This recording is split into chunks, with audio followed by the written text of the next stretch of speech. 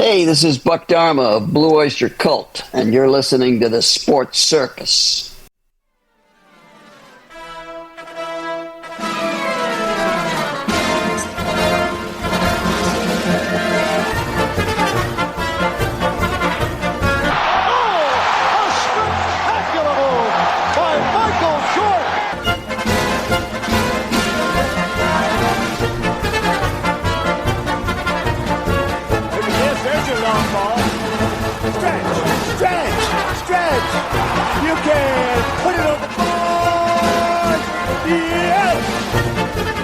Welcome to the Sports Circus. I'm your Ringmaster Sal, live from Las Vegas in the AMP TV studio, AAMP.TV. Today's show is brought to you by UppercutChops.com. Check out their tasty selection of all-natural, dry-aged USDA prime Wagyu steaks and chops. Wait till you taste their best-in-class New York steaks, the filet mignon, and of course the king of all, those gigantic cowboy cut and tomahawk cut ribeyes. Best I've ever had, probably be the best you ever have as well. Check them out at UppercutChops.com. That's UppercutChops.com. Or give them a call, find out what's for dinner. 702-799-9935, 702-799-9935, 702-799-9935 for UppercutChops.com. All right, a big welcome to everybody listening in on our CBS, NBC, and Fox Sports affiliates and independents from coast to coast, as well as everybody watching on Cox, Comcast, Spectrum, Frontier, Oceanic, Time Warner, and WOW Cable Television, and Hotel TV in all Nielsen-rated markets here in these United States of America. This is our 2000th show, folks. Yes, our 2000th show. That's a lot of shows. And we have a very special show for you today, one that I don't believe it's ever been done. Imagine this. Imagine having a father who's won 2 Super Bowls. He's got a couple of boys that each won a Super Bowl as well. And imagine they're all kickers, they're all punters, and really good at it too, by the way. They all went to the same university, the University of Tennessee. And on top of it, everybody watching on TV, you can see I'm wearing a University of Tennessee sweatshirt that I've had. I've had this for 25 years. Look, it still looks brand new. You guys are going to have to send me a new one. And by the way, they're all 3 of them are all SEC punters as well. Great stories, and we're going to go around the horn and let them introduce themselves. First one, go right ahead. I'm Dad, Greg Colquitt. Played at Tennessee in 75 through 77, and Pittsburgh 78 through 84. All right. Played in Super Bowl 13 and 14. And won those. Nice. And won those. Should we go by Super Bowl victories? Bubba, you'd be the 50th, so you got to go next. Yeah, Britton Colquitt. So I'm the youngest of the 2. Tennessee as well, 2005 to 2008. Denver Broncos, 2010 to 2015. Won the Super Bowl 50 with them. Peyton Manning and the boys. Went to Cleveland for 3 years, then Minnesota for 2. So now I'm just raising 4 kids, trying to keep a wife happy. And happy wife, happy life. And I'm the oldest, Dustin Colquitt. I was at Tennessee from 01 to 04, right before Britton took over. I was with the Kansas City Chiefs from 2005 to 2020 when we won Super Bowl 54. And then I had a cup of coffee in Pittsburgh, and then spent the last 2 weeks on Jacksonville's active roster, and then picked up in Atlanta in 2021, played 6 games, got COVID, and then they shipped me over to Cleveland, where I got to wear the same number as Baby Bro there. So 17 years total, and all of them were fun. Imagine that. Listen to this, folks. 2 generations of Super Bowl champions. You don't see this. It hasn't happened. This is the only family. You know, they say, well, so-and-so family is the first family of football. I don't think so, because this is the only family that actually has 2 generations of Super Bowl champions. And how exciting is that? We don't get this on the circus. And let's face it, the media doesn't get it. But we get it right here on the circus on this very special show. And Dustin and Britton and Craig, thanks for joining us. Listen, there are so many different directions we can go with this. But let's do this. Let's think about this from a punter standpoint, right? On a windy day in Cleveland, where you never know what you're going to get, Which direction are we going to go? Britton, go ahead and give us a start. Which direction are we going to go? Where are we going, buddy? The wind is blowing. It's circulating. It's swirling in the stadium. What are we going to do? Where are we kicking the ball? You're riding the wind. You're riding the wind. You're doing whatever you can on the sideline to figure out what it's doing. You're looking at flags. Phil Dawson spent, I don't know how many years, maybe 15 years in Cleveland, and they actually hung a flag for him. It was called Phil's flag. It was at a certain spot in one of the open corners, and he learned through all his years of being there that there was something different about that little spot compared to the upright flag that seemed to be in a similar spot, and then the higher American flag, and then the opposite side.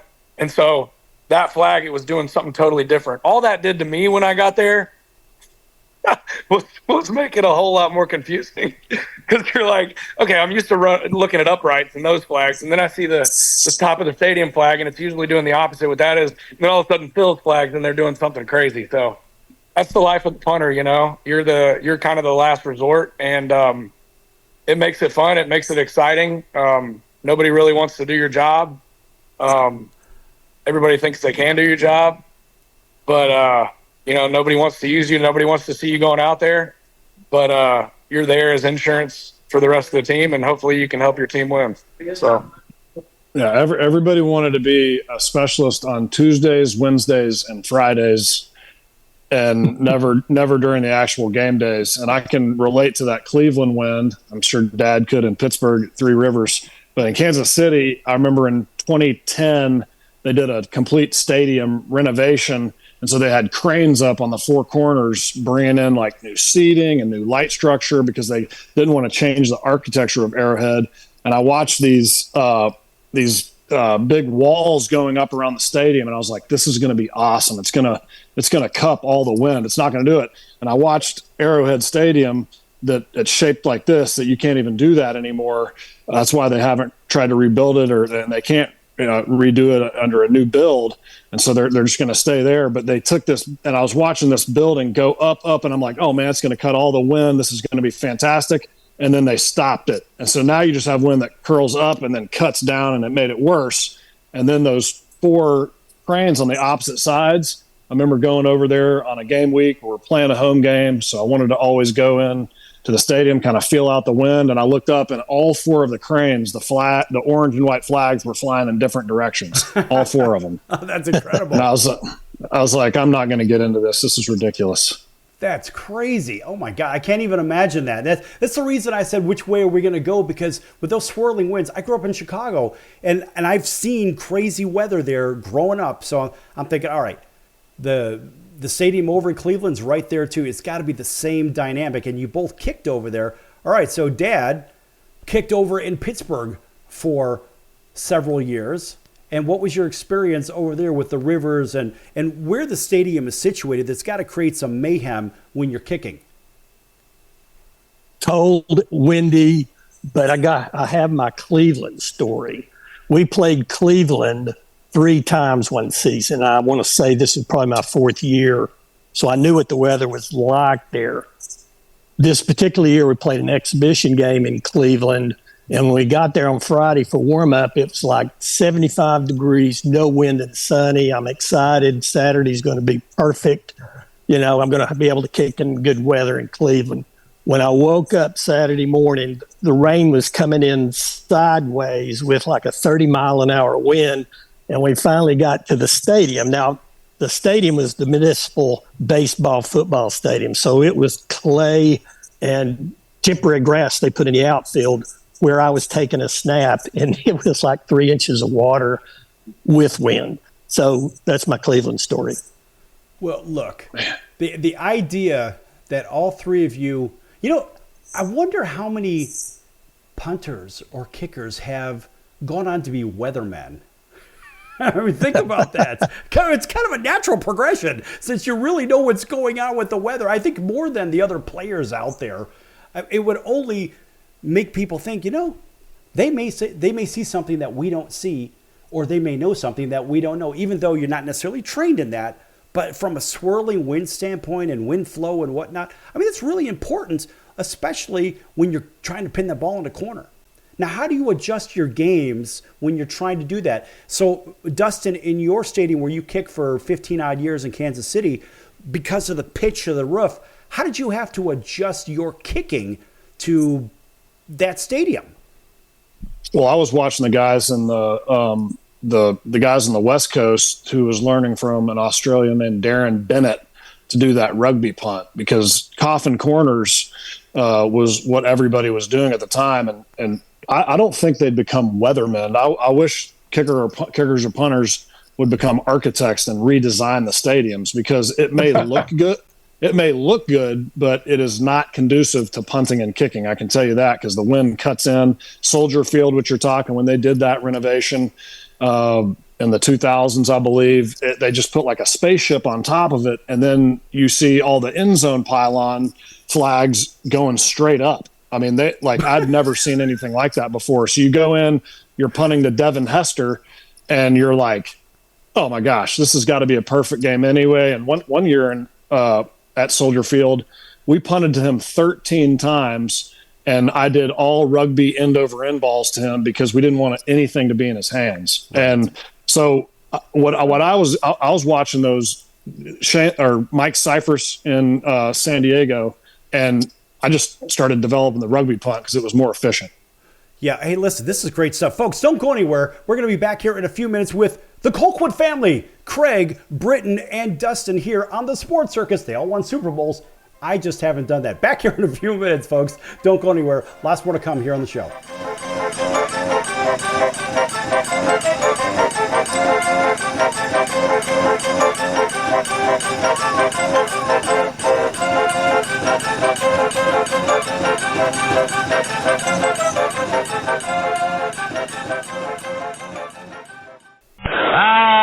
Can't be fun at the old ballpark, friends. Hi, pop fly. That would be a home run in a phone booth. I don't know what the big deal about Cracker Jack is. Did you ever go and buy a pack of Cracker Jack thinking you're going to get a prize and find no prize in the box? Here's the pitch. That might not sound important to some people, but when you're a little kid, especially from humble origin, and they cheat you out of a prize, there's a bouncing ball. Second baseman has a Barbary over the first. It's hard to think in laudatory terms of the product. I think if there was an occasional box of Cracker Jacks that found no prizes for the little Harry Carey many years ago. You got that right. And boy, when a box of Cracker Jack to me meant a lot of money. Here's a pitch, bounce foul. That's the most asinine marketing I've ever heard of. One ball, one strike. These guys say, well, you sing about Cracker Jack. I said that I only sing it because it's in the song. Here's a pitch foul back. And I wouldn't be a bit surprised, even to this day, some youngsters who buy a box of Cracker Jack don't find a prize in the box. One ball, two strikes, 2 out. Well, if you're going to talk about our congressman being crooked, here's a pitch foul out of play. Why not talk about commercial products who don't do what they represent to do? They told me when they hired me it was a temporary job. Born and raised in St. Louis, and you can imagine the Cardinals were my favorite team from the day I could remember. And all of a sudden, the miracle of life, I'm broadcasting Card games. And I own the town and broadcast them for 25 years, and I thought they're going to give me a gold watch, and they gave me a pink slip. Then I went out to work for Charlie Finley for a year, and that's par for the course. Came to Chicago, and I was with the White Sox 11 years, and now with the Cubs. Never missed a game, never missed a time at bat, never missed a half inning that I was supposed to do. You know, Chicago is such a marvelous city. Hey, we got some Chicago people. You know, you never succeed in this business until you've had the experience of working with a terrible hangover. Not until you've been able to come through with flying colors under those circumstances can you consider yourself a professional. Lord knows, I've had more than my share of hangovers. There's a drive. Way back. It might be. It could be. And it is. Holy cow! This crowd is wild!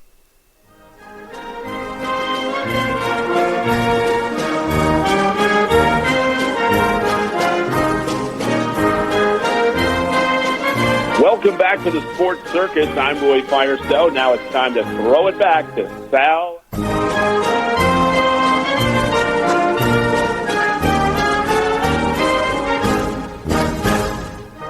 What's up, y'all? This is Britton Colquitt, Super Bowl 50 champion, and we're on the Sports Circus. All right, and that would be part of the trio here on the Sports Circus. There's three of us now, and we were joined by his older brother, Dustin Colquitt, who kicked for a whole bunch of years with the Kansas City Chiefs and the Cleveland Browns and this one and that one. And, this is a family that knows how to kick a ball, if you know what I mean. They can certainly do that, and they all won Super Bowls, too. How exciting is that? In fact, this segment is brought to you by, hey, Britton, where are you at right now? Tell everybody where you're at. So this segment is brought to you by this organization.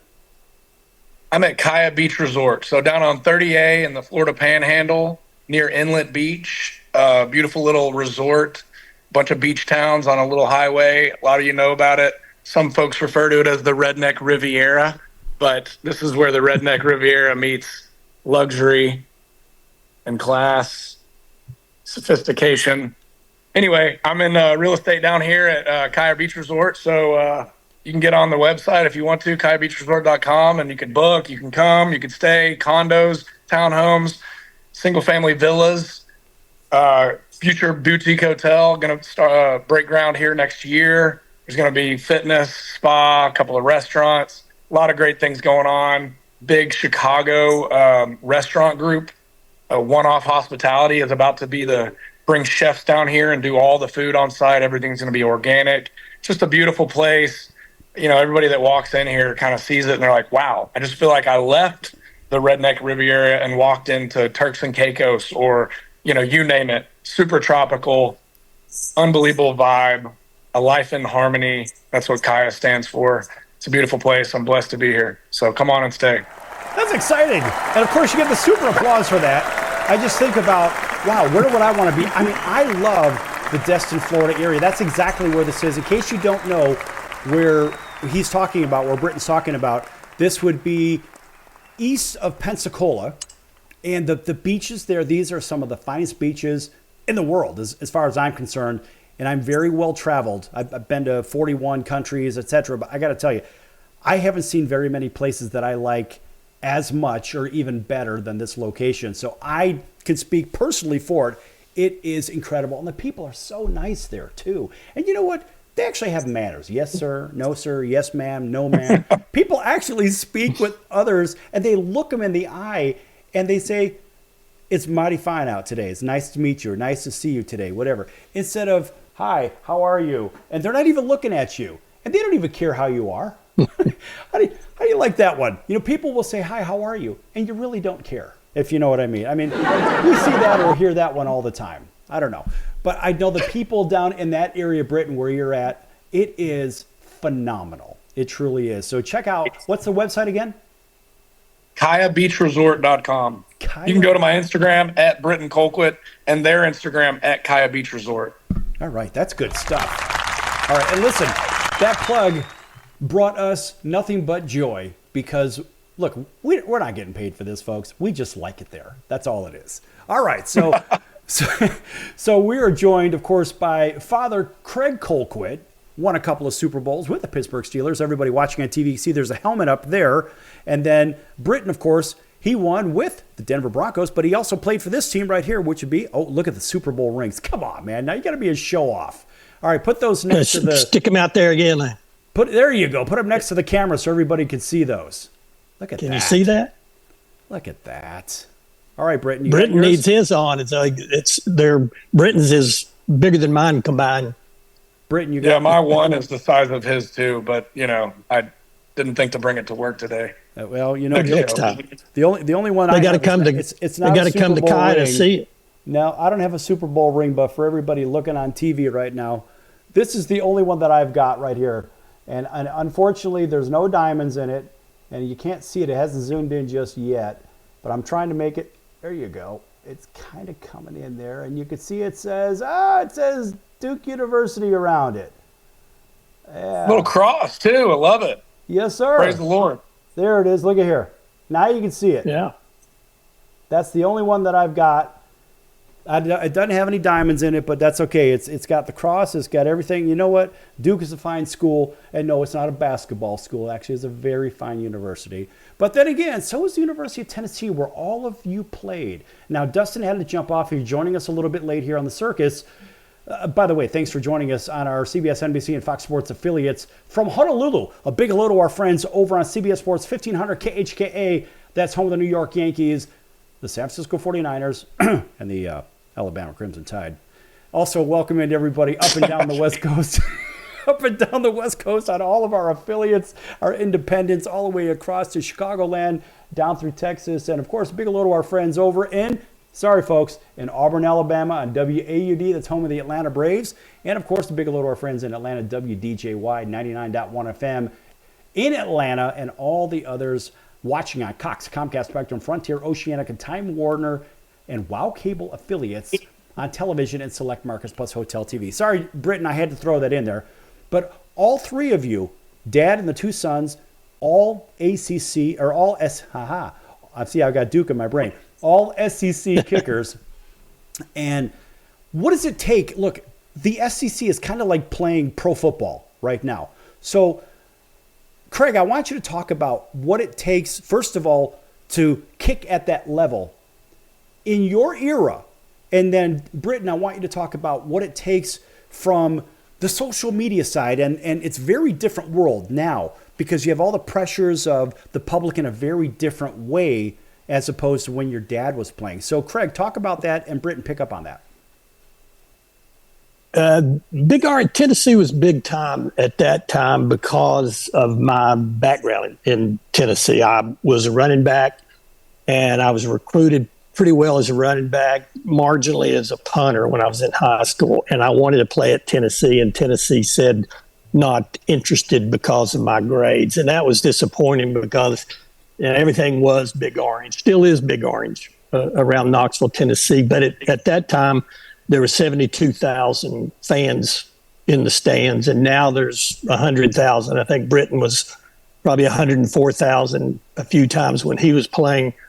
So the pressure is quite a bit different than it was in my era with the social media like you're talking. But the newspapers would really wear a kicker or a punter or a quarterback out in my time. So the printed media was tough on us. But definitely today it's a lot more pressure because it's instantaneous. Even during the game, you're going to get abused if it's bad today. All right, Britton, what do you got?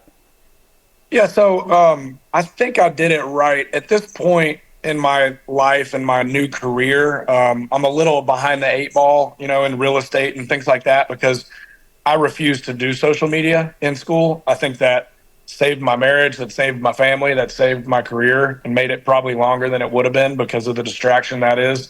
But I did see what that does. And, fantasy football, that was the first time I noticed it when I got to Denver, the fantasy football thing. And then all of a sudden it's like it goes from loyal fans to loyal to their fantasy football team. There's times like, people are yelling at Peyton like, hey, come on, man. I need you to throw a touchdown pass for my fantasy team. And I'm like, okay, man, sports are changing. This is kind of crazy. But back to Tennessee, I mean, when I got to the NFL, it was kind of like I'd been there the whole time because Tennessee was so big and it was such a big business, as Coach Fulmer said when I was there to my parents. And it really was. I mean, so, you go to a big SEC school, especially something like Tennessee, it's not just the stadium size. It's just how massive it is and how much everybody knows everybody's business.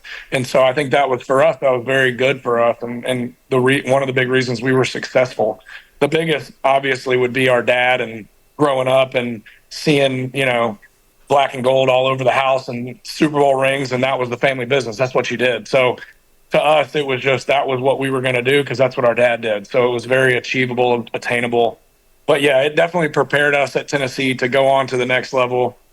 And back to what Dad said with, people being on top of you, the worst thing about a kicker or a punter is everybody knows a good kick from a bad kick. Not everybody knows what the linebacker did if he, if the D lineman hit the wrong gap. People don't know that. You don't see that. They see an interception. They see a touchdown pass. They see a shanked punt. They see a bomb punt. They see a made field goal or a missed field goal. So, it's kind of black and white. It's right there. It's out there. And, every time you hit the field, it's your job. It's you're feeding your family and you're helping or hurting the team. So a lot of pressure there, but it was great and I loved it. And it was a blessing to be a part of it. Well, in our last minute of the segment here, what I find interesting is that, you're already playing in front of 100,000 fans at the University of Tennessee, which is larger than all of the NFL arenas in the first place, right? So the college crowd, I love college football. There's nothing better than college football and for a live sport. And for me, going to all those big venues and seeing the game with the marching band, and everybody's invested into the game because either you went to school there, someone that went to school there, family went there, whatever, you live in the community, you're really invested into the game. It's a little different than the corporate crowd that you see at the pro games on a regular basis. Agree or disagree? Agree. Hugely agree. All right. Hold that thought, because when we come back, I want to talk a little bit more about that. In fact, I think Dad's going to bring us back from break when we return here on the Sports Circus. Lots more to come, folks. You never know where it's going to go. And if you have questions, you know what? Give me a call. 702-799-9935. 702-799-9935. 702-799-9935. Give me a call. We'll see if we can take your question. But don't use any foul language. Maybe I'll put you on. Don't go anywhere. Lots more to come here on the Circus.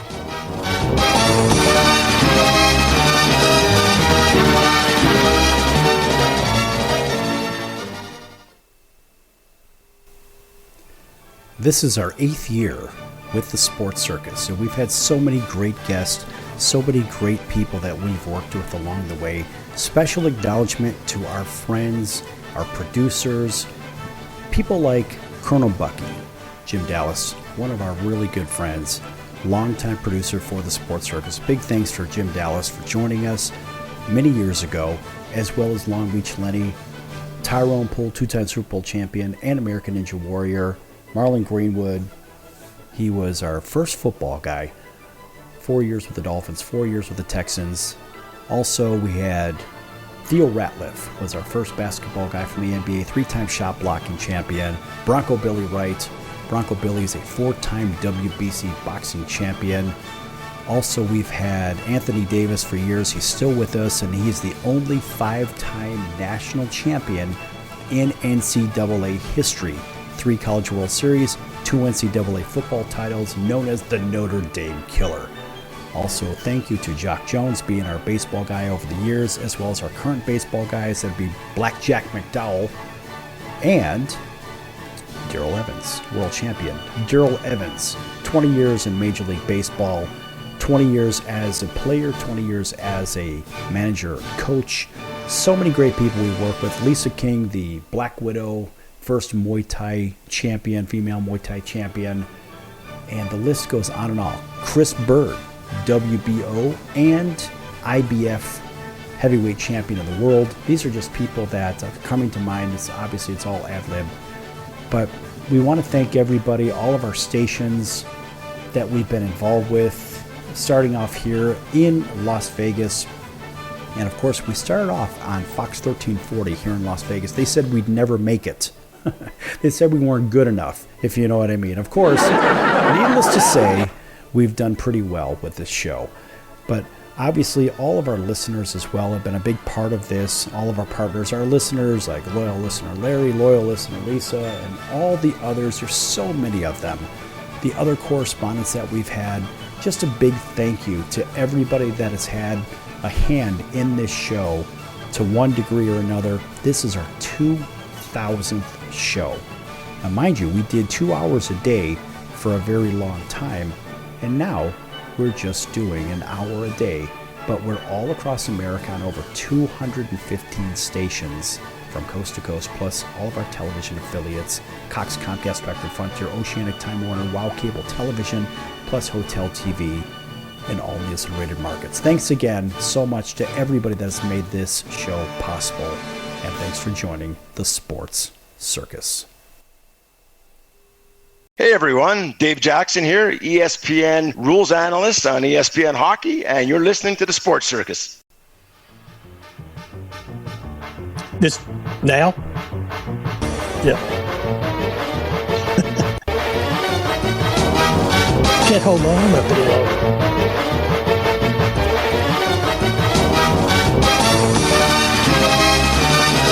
There you go. Yes, sir.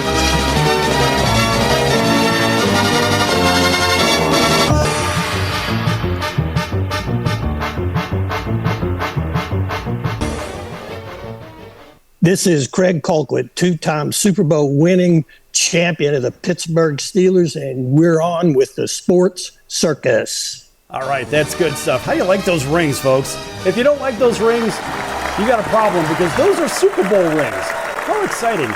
And by the way, I have a new hat on, by the way, for everybody watching on TV. How do you like this? This is my Ringmaster hat, right? It's a circus, and I prove it Top every day. hat. Britt, what am I wearing here? Tennessee sweatshirt, looking good, man. You know, this... Go Vols. I have had this thing. I think I got this in I got it in 1996. This thing is 28 years old, and it's almost like it's brand new. How do you like that? That's. I don't think you're wearing it enough. Well, see, the problem is I don't have enough variety now, and I know everybody over on CBS Sports 1500 that listens to Alabama football. They really may love the fact that I've got this on today, and even our friends, and these are our friends down in Auburn. They're very nice people. Now, be nice to them. I mean, you guys can kick the daylights out of them, so be it every now and then, but be nice to them. They're very nice people there, but they're not the people over in Tuscaloosa. It's a whole different animal, and I think you know what I'm talking about, right or wrong. Absolutely different people. Just a little bit. Listen, I'm not invested into this, folks. I just happen to have a little bit of knowledge of both, and we're carried on the network, on their network, right, from each one of them. So the fun part about it is when we left off, Britton, we were talking about those large venues, like playing at the University of Tennessee. That is a big-ass stadium. I mean, it's just big. Like the Rose Bowl, 102,000. How many are at the stadium in Tennessee? How many seats?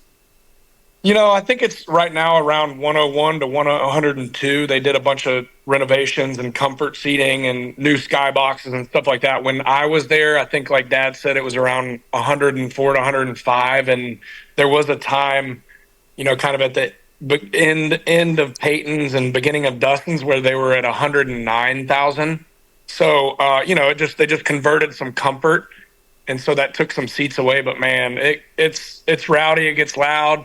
There were some down years. The years that I was there, we kind of had some ups and downs. And then, you know, when Fulmer was kind of shoved out, it went down for about 15 years. And man, it's like when we went 2 years ago, when we went to the Florida game and the Alabama game, it was the first time we beat both those teams in at least 10 years. And I think maybe even 14 or 15 years. It was like going to one of those Peyton Manning games back when I was 11.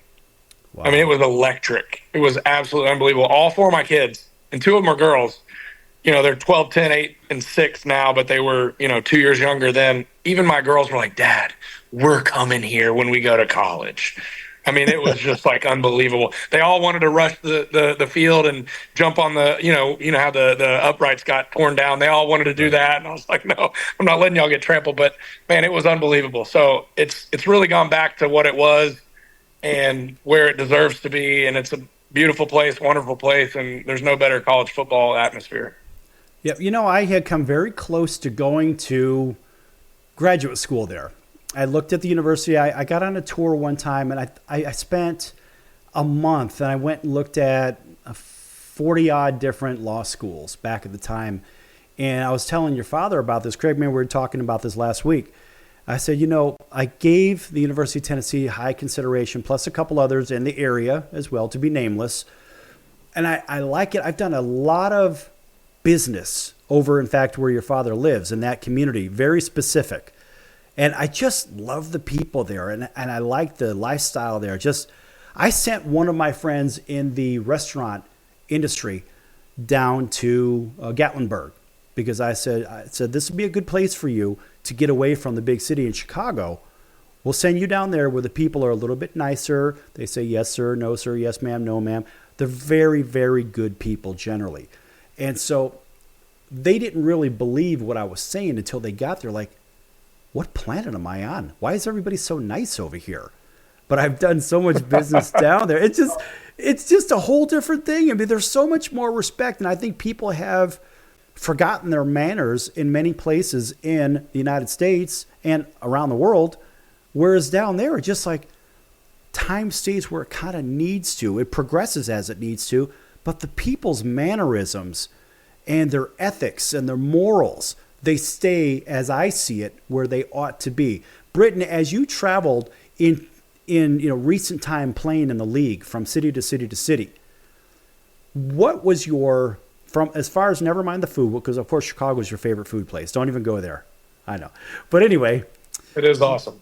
It is awesome. Yes. Of course, that's my patented yes. Nobody else says that on air. But what was your favorite stadium as far as the people and the fans were concerned? In the NFL, 100% Indianapolis. They were the politest fans.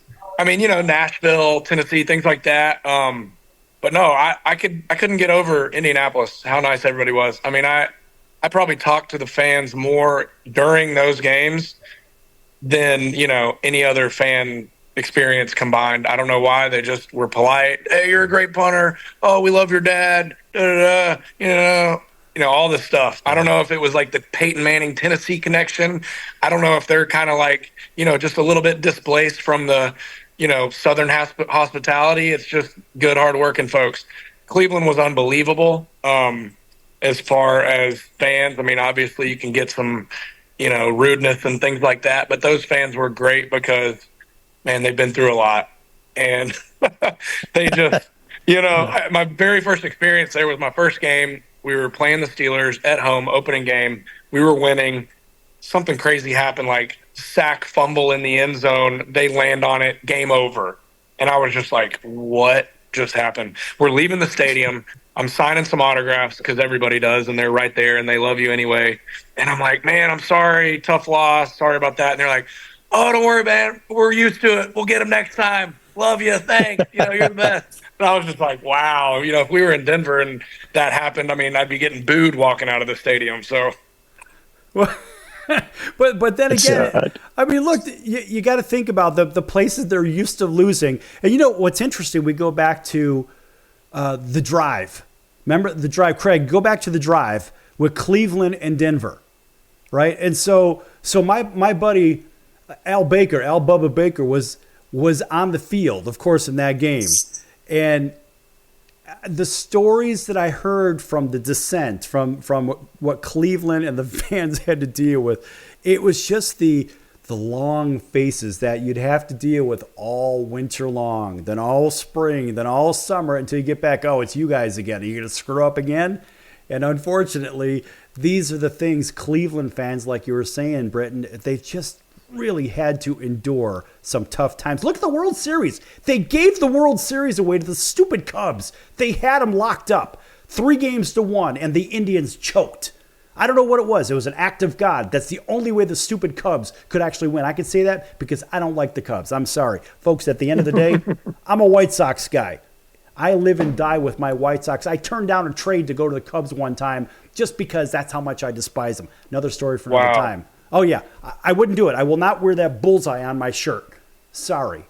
Fish aren't biting today. I just couldn't do it. I mean, Craig, that'd be like you wearing an Alabama shirt right now. Don't even go there. Exactly. Ain't gonna happen. Yeah, and one of these days, I wouldn't mind going to a Tennessee-Alabama game with the whole family. I think that'd be a lot of fun. This is the year they play Alabama at home. Yep. Yeah. All right. Always the third weekend in October. Every year, third weekend in October. Pretty special.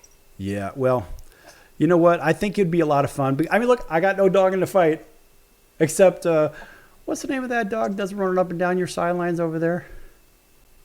Smokey? Yeah, that's the only dog I got in the fight at this point. Exactly. All right. So in the last minute of this segment, Craig, where Hold on, I got somebody coming into the room.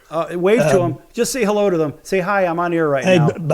By the way, there's renderings that have been released. Tennessee's going to add 20,000 more seats to the stadium because they have 25,000 people wanting season tickets right now. So financially, they're going to start adding the new deck in the north end, Britain. That's going to be a double deck there. So it'll be 121 to 125,000 people in the stadium. That's unbelievable. I mean, no pro stadium has that. That's insanity. What's the largest pro stadium? Dustin played in Kansas City, and they had what, 70-odd thousand? I think they were 82, 84,000. Is that right? I mean, what's the biggest pro stadium? Yeah. I think the new SoFi is up there, and then I think the Cowboys is pretty up there. But I don't know. Don't quote me. They could be close to 100, but right. Most of them are around like 80 to 89, some 70s. Wow. Well, tell you what. You know what? Yeah. The catch is in the pros, it's backed seats with a holder for your drink, and at most colleges, it's bench seating, so you can cram more people in. Okay. All right. Well, I'll tell you what. When we come back, we'll talk a little bit more about that. I want to hear more about where you're at again, Britton, for all those people that are just tuning in when we come back from break. You can bring us back again from break and tell everybody about where you're at. And I'll tell you what, folks, wait till you hear this and wait till you check out the website. Real quick, what's the website so they can go ahead and check that out while we're on break real quick? KayaBeachResort.com. It's Kaiya. Beachresort.com. Kaiya. Beachresort.com. All right, folks, back here in a few minutes on the circus for the final segment with the Colquitt family. This is our 2000th show for the Sports Circus, and boy, have we had some great guests on the show, and here is a partial list of those guests. Hey, this is Tommy John, and you're listening to the Sports Circus.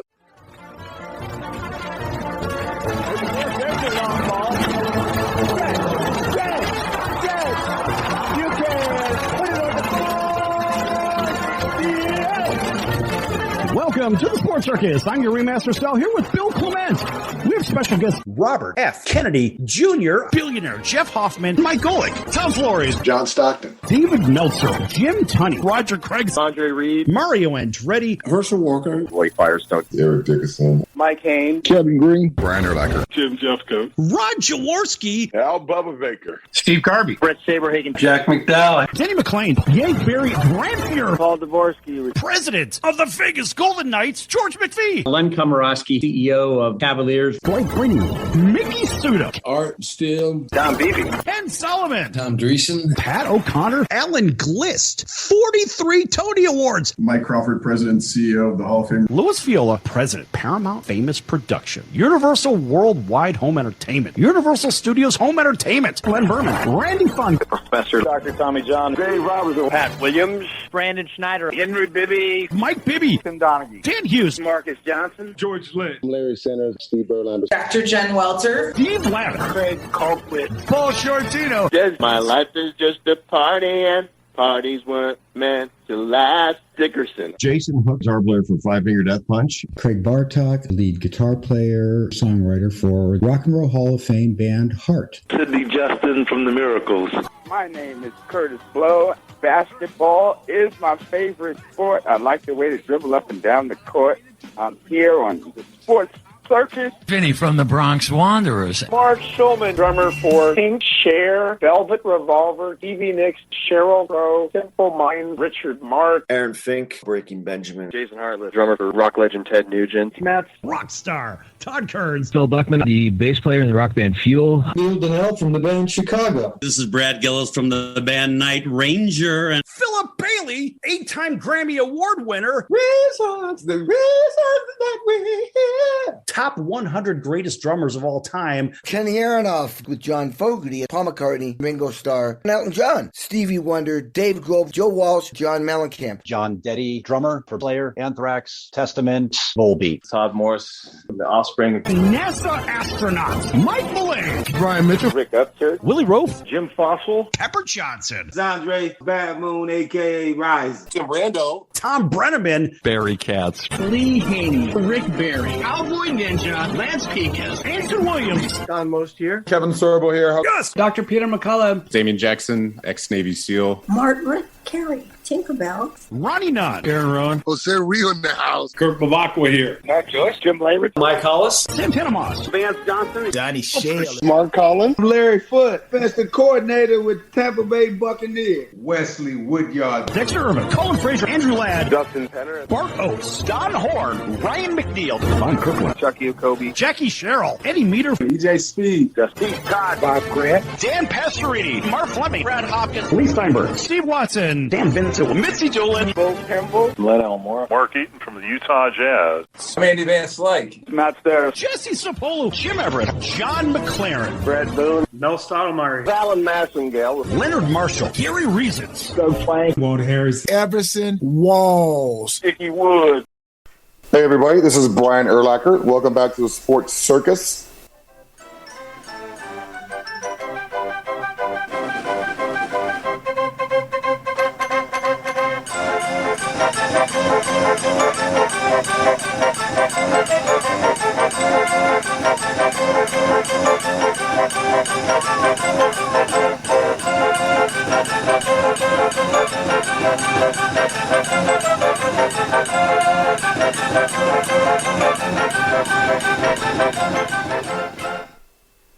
What's up, y'all? This is Britton Colquitt, NFL punter, Super Bowl 50 champion. I'm live from Kaya Beach Resort, and we're on the Sports Circus. All right. Nice round of applause for Britton, Super Bowl champion Britton. Of course, we had his brother, big brother, Mr. Hangtime. That would be Dustin Colquitt. And, of course, we have dear old dad who's won 2 Super Bowls, and he's got those rings. In fact, let me change this view. So, of course, Craig, you can hold those rings up to your camera. Look at this. Put them a little bit closer so everybody watching on television can see those. Come on, that's ridiculous.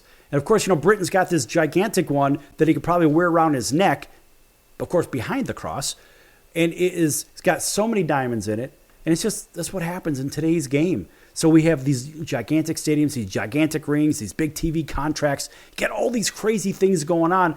Britton, where does it stop? Does it ever stop with this whole crazy contract money thing? What are your thoughts on that? Man, I don't know if it ever stops, you know? It's crazy. It's just like, you know, I think the NFL will always be fighting, or at least the players will always be fighting to get guaranteed money, like baseball and like, you know, basketball and hockey. I don't know if that'll ever happen, but that's why they fight more for the portion of the contract that is guaranteed. It's just crazy. Everybody's competing. Everybody's saying, hey, he did this, so I got to meet that. And then it's just, I don't know. But it's like you said earlier with the TV contracts. I had no idea until you spit out those stats about how much commercials cost and all those things per minute, per second. No wonder they can do it. And it's kind of like you see baseball, and you're like, how do they afford that many? You know, half the games or stadiums are half filled, you know, but it's like, it's all about TV. So I don't know when it stops, when everybody realizes that it won't save your life, or, you know, it's not the most important thing in life, your team winning. So maybe that'll change things. I think we might be getting towards the end and people might open their eyes a little bit, but who knows? It's a wild world out there. Circus. It's a circus. It's a circus, and they prove it every day, if you know what I mean. So when I think of these contracts, I say, all right, look, as a former baseball player, I say, all right, these guys are making crazy mad money, and good for them, right? We'll give them a round of applause for that, all right? I'm okay with that. But at some point, you have to consider, what does it cost for a family of 4 to go see a game? Now, for a baseball game at Yankee Stadium, I mean, you've got a couple of $100 a seat. Mind you, there's 81 home games every year. Then you've got parking, which could be $100, $200, right? Then you've got food, and you've got souvenirs. A family of 4, realistically, and drink. A family of 4 at a baseball game could spend $1,500 plus. Football games are arguably a little bit more money because those tickets are really expensive. So you wonder, Craig, at some point, let's say you want to bring your family or friends to go see Tennessee Titans right down the road, right? Or let's say you're going to drive up to Pittsburgh. And let's say you actually have to buy a ticket. But you think of the cost of entry and everything else that comes with it. And you ask, where does it stop? Because the average family of 4 can't afford to go to these games. To what end? Because the TV contracts aren't paying that. And you have unproven talent that's just coming into the league. They've never had a snap in the league. And they're making tens of millions, hundreds of millions of dollars. Where does this stop? Does it ever stop? I don't think it's going to stop. I think the contracts will continue to get bigger. Agents will become more and more aggressive, and the teams are not going to give up their livelihood. So they're going to go with the flow. I'm not sure when the next contract is, but I got ruined. What's the word I'm looking for? Accustomed to going to games to watch Dustin and Britton and be able to park for free right outside the stadium. So I didn't even want to go to a game where I had to find a parking place or whatever and be like the average fan. So it was far less expensive for me, but I'm not sure I would go. It is expensive. And you're right. Maybe if I went by myself, I'm probably going to spend about $500. Yeah. And so, Britton, think about that. And think about the idea that you've got a bunch of kids. And let's say you have to pay, and let's say you're a regular hardworking American, which you are, but let's just say you're the average Joe or Josephine or whatever in middle America. And you say, well, the average American makes about $44,000 a year, thereabouts. How does the average American take their family to a football game? And let's just say in the middle of Missouri or Kansas or whatever, maybe they want to go see the Chiefs or something like that. We'll just use that as an example, right? How do they afford going to these games? I can't. That's the point. It's funny if you have direct TV, that's costing you $150 a month, and you have the internet, that's $80 a month. Then your cell phone is probably $60 or $70 a month. So everything's expensive. You just got to consider it a vacation, I guess, if you go to a game. Well, here's okay. Yeah, right. So exactly. I'm glad you said that. This is exactly where I was going. So Craig, they're in Middle America somewhere in the Upper Midwest, whatever the heck it is. Do we take the kids to a football game, maybe in Minnesota, whatever, maybe in Chicago, whatever, or do we go down to the Florida Panhandle and spend a week at a glorious location where Britton's at? Britton's, what's the name of that place again? Kaya Beach Resort. Right. Do we go to Kaya Beach Resort with the family and have a once-in-a-lifetime type of vacation, or do we go see a football game that's going to last a few hours? It's one thing I say they go see Britton so they can see his Super Bowl ring and look at a beautiful development. Yeah, if you want to see a little football, we'll round up some football guys. There's tons of guys that live down here, have vacation homes down here. There's coaches. We got several in this little community that I'm in. And, we'll do a little touch football game or tackle on the beach, whatever. Do some punting lessons. We'll give you the football. It'll be way better than going to a game. And then you'll create unbelievable family memories. And what we've learned with 4 kids is our travels that we've done in our life and our experiences. You can't put a price on it. So I don't know that a sports venue does that for you. I mean, it does for a lot of people, but I don't think it does what something like this that you're talking about. I'm not exactly talking about here, but anywhere that's with your family in a beautiful location. God created the beautiful ocean. It's healing itself to your body, the sun, the ocean, the sand. It's unbelievable. So I like where your head's at. Let's go. Yeah, I mean, first of all, the idea of creating family memories is amazing. So if you're watching on TV, so Britton is flipping his camera around so you can see this magnificent location. And I don't know how far out he can get towards the water, but I mean, this is where you want to be. If you're going to take a vacation, this is it. Just stop looking. Stop. You don't have to worry about going 5 hours to Hawaii from the West Coast or whatever. Oh, no. 8 hours from the East Coast. You don't have to do that because they have beautiful beaches and everything down there in this beautiful area along the Florida Panhandle. It's really rough. Most days it's amazing. Hey, I just thought of something, Sal. Britain could do an autograph session of all the players in the area at Kaya, and Sal can do his broadcast there and bring in the crowd, because that's a beautiful place. Well, we could certainly arrange for that. What we would do, of course, we'll talk about this offline, but we'll do a big autograph session, a big NFL, whatever it is down there. And that's the organization side that I can cover over on my side, but it'll be a lot of fun. But again, we'll be able to bring people down for the family memories. And look at this guy walking around wearing a hat. He's working right now, by the way, folks. He's at work right there. And he's like, oh yeah, I'm at the beach and this is a great spot. And really it is a great spot.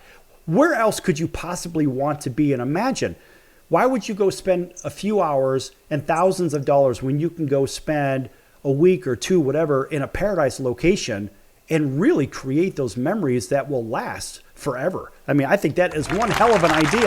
Look, I don't get paid nothing for saying this. I just think it's a great idea, and I love the location. So, Britton, listen, take 1 minute, talk about it real quick, and then we're going to go to your dad, then we're going to wrap the show up, then we're out of here. Talk about what? Talk about where you're at again and everything that you can tell everybody about your location. Go ahead. This is your time. Kaya Beach Resort, a life in harmony. It's an uncrowded, private beach resort, concierge services. Homeowners can join a private club.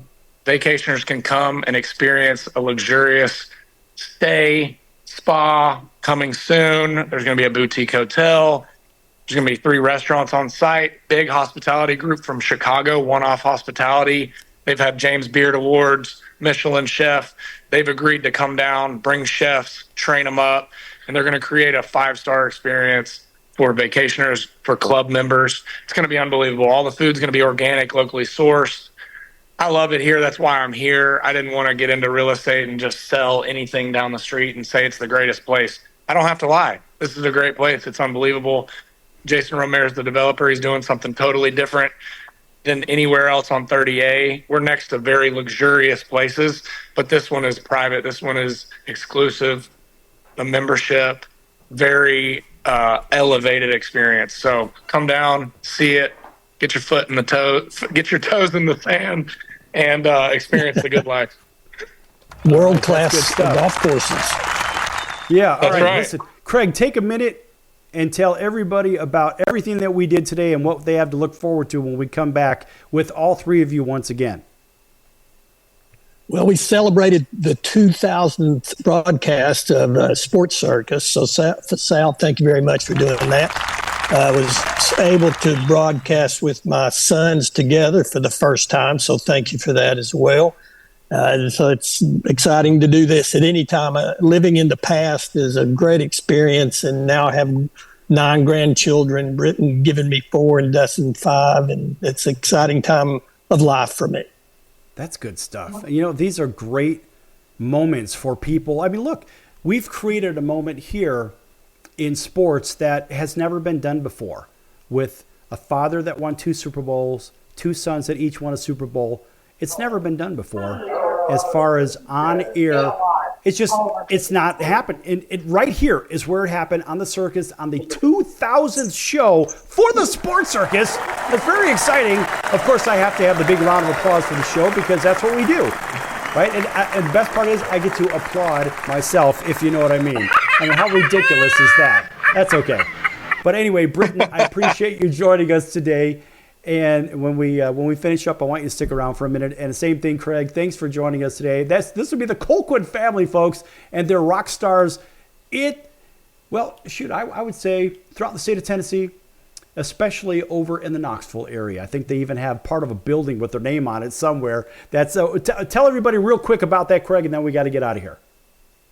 The boys donated to the University of Tennessee, and we developed the first family of Fourth Down. And now there's an area of the building celebrating all the trophies and names of the players, and it's called the Colquitt Atrium. All right. That's Love great it. stuff. That's great stuff. Listen, folks, we're out of time here on the Circus. We're going to see you here in about 23 hours right here on your favorite station. So thank you to Craig Colquitt, Dustin Colquitt, who left us a little earlier, and Britton Colquitt. Of course, they all get, that big round of applause. And you never know what's going to happen here on the Circus, folks. It is a circus, and we prove it every day. That's from Colonel Bucky, our former producer. We'll see you next time right here on the show. So long, everyone.